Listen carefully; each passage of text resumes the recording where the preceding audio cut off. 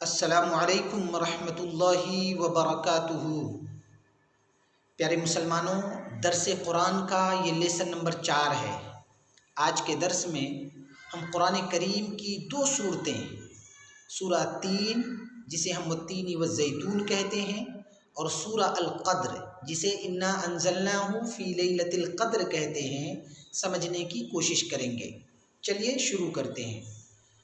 اعوذ باللہ من الشیطان الرجیم، اللہ کی بارگاہ میں پناہ چاہتا ہوں شیطان مردود سے۔ بسم اللہ الرحمن الرحیم، اللہ کے نام سے شروع جو بڑا مہربان نہایت رحم والا ہے۔ سورہ 3 میں اللہ تبارک و تعالی انجیر، زیتون، مقامات مقدسہ اور اچھے برے انسانوں کا ذکر فرمایا ہے۔ اللہ فرماتا ہے والتین والزیتون، قسم ہے انجیر کی اور زیتون کی۔ انجیر اور زیتون ایک پھل ہے جو عام طور پر ہم مارکیٹ سے لیتے رہتے ہیں۔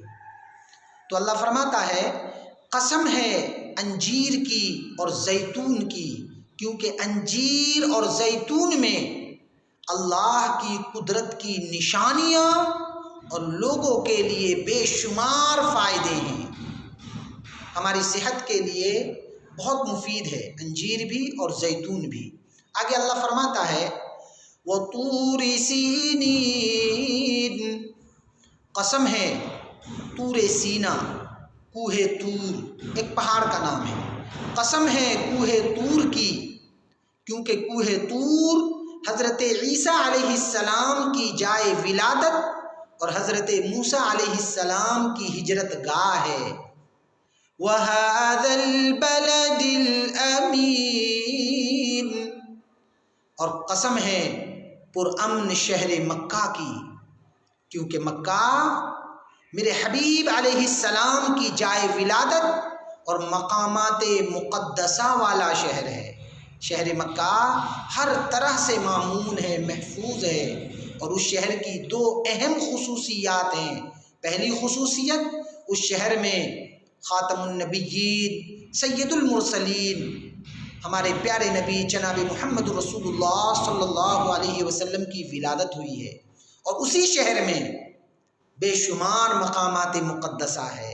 بیت اللہ ہے، حجر اسود ہے، مقام ابراہیم ہے، حتیم ہے، صفا مروہ ہے، مزدلفہ ہے، مینا ہے، عرفات ہے، اور نہ جانے بے شمار مقامات مقدسہ ہیں۔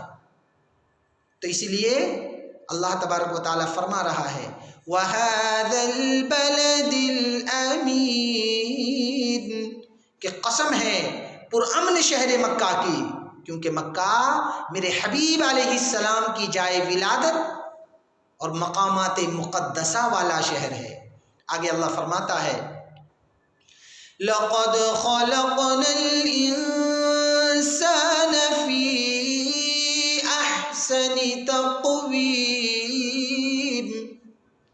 کہ بے شک اللہ نے ہر انسان کو اچھی شکل و صورت اور عقل و دانائی کے ساتھ پیدا فرمایا۔ ثم رددناہ اسفل سافلین، پھر وہ لوگ جو دین حق کو انکار کر بیٹھے، اللہ نے ان کے لیے جہنم کے سب سے نچلے درجے کا فیصلہ فرما دیا۔ إِلَّا الَّذِينَ آمَنُوا وَعَمِلُوا الصَّالِحَاتِ فَلَهُمْ أَجْرٌ غَيْرُ مَمْنُونٍ، مگر وہ لوگ جو ایمان قبول کیے اور ساتھ میں اعمال صالحہ بھی کرتے رہے، اچھے کام کرتے رہے، لوگوں کے بھلائی کا کام کرتے رہے، لوگوں کو فائدہ پہنچاتے رہے، سوشل ورک کرتے رہے، اللہ کی بارگاہ میں ایسے لوگوں کے لیے بڑا اجر ہے، جنت میں اونچا مقام ہے۔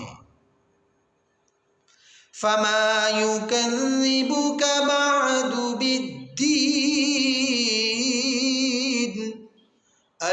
أليس الله بأحكم الحاكمين۔ سورہ 3 کی اخیر کی ان دونوں آیات میں اللہ تبارک و تعالی دین حق کے انکار کرنے والوں کو احساس دلا رہا ہے، دعوت فکر دے رہا ہے، سوچنے کے لیے اسے مجبور کر رہا ہے، احساس دلا رہا ہے کہ اے دین حق کے انکار کرنے والوں، اللہ کی ان سب قدرتوں کو دیکھنے کے بعد بھی وہ کون سی چیز ہے جو تمہیں اللہ کی حقانیت کو جھٹلانے پر آمادہ کر رہی ہے؟ کیا اللہ تمام حاکموں کا پیدا کرنے والا سب سے بڑا حاکم نہیں ہے؟ اللہ تبارک و تعالی دین حق کے انکار کرنے والوں کو احساس دلا رہا ہے، دعوت فکر دے رہا ہے۔ اب چلیے سورہ قدر سمجھ لیتے ہیں۔ بسم اللہ الرحمن الرحیم، اللہ کے نام سے شروع جو بڑا مہربان نہایت رحم والا ہے۔ سورہ قدر میں اللہ تبارک و تعالی ایک مقدس رات شب قدر کی اہمیت و فضیلت کو بیان فرمایا ہے۔ اللہ فرماتا ہے اِنَّا أَنزَلْنَاهُ فِي لَيْلَةِ الْقَدْرِ، کہ لوگوں جان لو بے شک ہم نے قرآن کریم کو مقدس رات شب قدر میں نازل فرمایا۔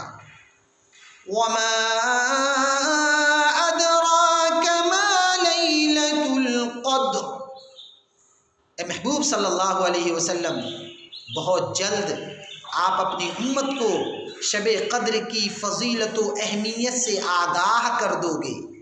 حالانکہ وما ادراک ما لیلۃ القدر کا ظاہری ترجمہ، لفظی ترجمہ یہی ہے کہ تم کیا جانو شب قدر کیا ہے، لیکن مقصود قرآن یہ ہے کہ حبیب صلی اللہ علیہ وسلم آپ اپنی امت کو بہت جلد شب قدر کی فضیلت و اہمیت سے آگاہ کر دو گے۔ اللہ فرماتا ہے لیلۃ القدر خیر من الف شہر، حبیب صلی اللہ علیہ وسلم آپ اپنی امت کو بتلا دیجئے کہ شب قدر فضیلت و ثواب کے اعتبار سے 1000 مہینوں سے بہتر ہے۔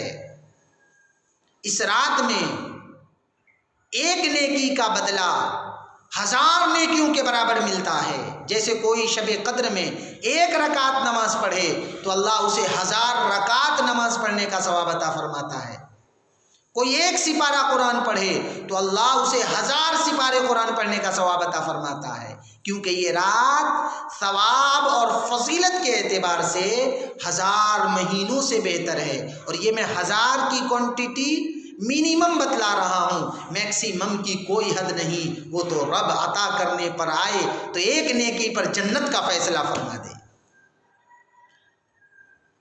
لیلۃ القدر خیر من الف شہر، حبیب صلی اللہ علیہ وسلم آپ اپنی امت کو بتلا دیجئے کہ شب قدر فضیلت و ثواب کے اعتبار سے 1000 مہینوں سے بہتر ہے۔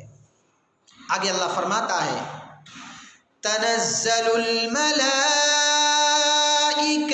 والروح فیہا بإذن ربهم من كل امر، شب قدر کی ایک فضیلت یہ بھی ہے کہ اس رات میں اللہ کے بے شمار فرشتے، اللہ کے بہت سارے فرشتے اور خود جبریل امین اللہ کے حکم سے زمین کی طرف اترتے ہیں تاکہ ان تمام امور کو انجام دے سکیں جو رب نے مقرر فرمائے ہیں۔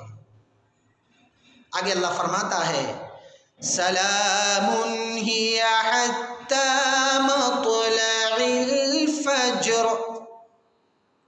یہ رات صبح طلوع ہونے تک تمام بلاؤں، آفتوں، مصیبتوں سے سلامتی والی ہے۔